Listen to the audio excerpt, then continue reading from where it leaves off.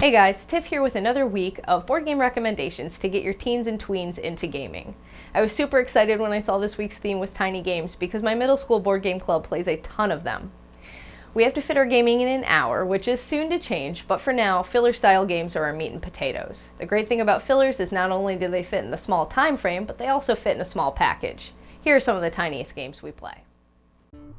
As I mentioned last week, my kids love Haba, especially their stacking games. While browsing Amazon, I discovered Animal Upon Animal Small Yet Great, which is a super teeny tiny version of the original game.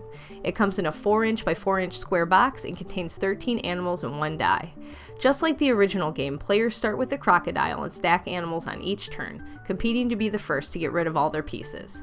What you stack is based on your die roll. 1 pip and you can stack 1 animal, 2 pips and you can stack 2, and there are faces like the question mark, which allow your opponents to choose which piece you stack. When I got the game, I was shocked at how small it was. I didn't think it could possibly harness the same fun as the regular version, but somehow it does. In fact, I have students who prefer this micro-stacking game to the real deal. Next up is an Essen 2014 release called Rolling Japan by Hisashi Hayashi. This one is a little hard to find at the moment, but in my estimation, a worthwhile game to track down. If not solely for the gameplay, then for the absolutely ridiculous player count of 1 to 99. That's right. Because of the multiplayer solitaire design, Rolling Japan can be played with nearly any group of players without slowing down the gameplay. This really comes in handy when you're dealing with a large group of players that would rather not split from their besties, which happens all the time in my board game club.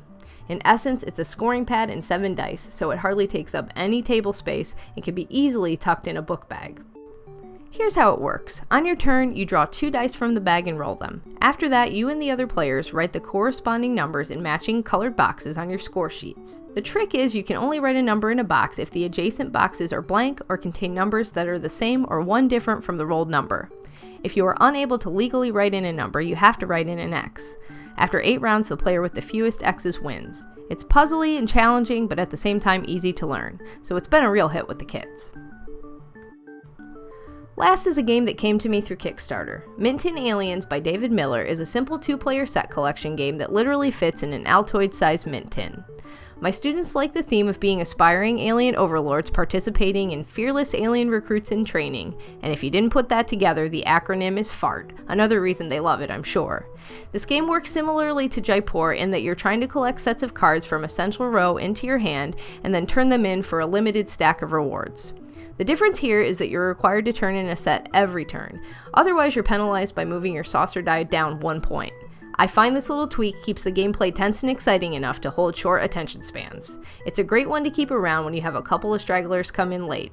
And if you have kids that enjoy more direct interaction, Minton Pirates is a mini ship-to-ship combat game that has a similarly small footprint. So there you have it, some of my group's smallest games. What the kids love about these is you can stick them in your pocket or throw them in your book bag, and then break them out over the lunch table or out in the hallway. They store or play just about anywhere. Hopefully it gave you a few good ideas, and I'll see you back next time.